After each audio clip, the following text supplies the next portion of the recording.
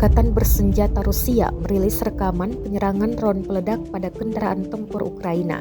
Rekamannya beredar di Telegram pada Senin 29 Mei 2023. Serangan diluncurkan sebanyak 2 kali.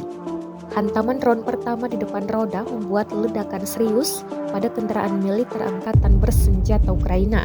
Selanjutnya hantaman kedua dari drone peledak Rusia lah yang berhasil melumpuhkan total kendaraan tersebut. Dalam keterangan unggahan disebutkan, drone baru Rusia menghabisi peralatan musuh secara akurat.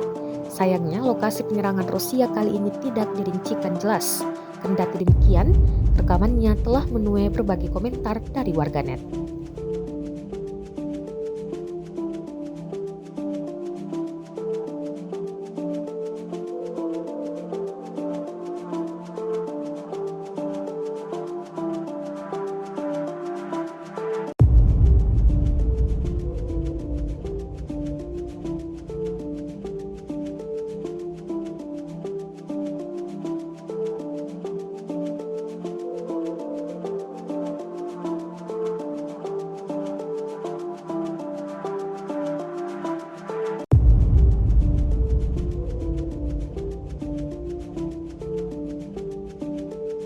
Rusia melaporkan secara total 429 pesawat Ukraina dan 235 helikopter, 4.371 kendaraan udara tak berawak, 424 sistem rudal anti pesawat dieliminir sejak awal operasi khusus.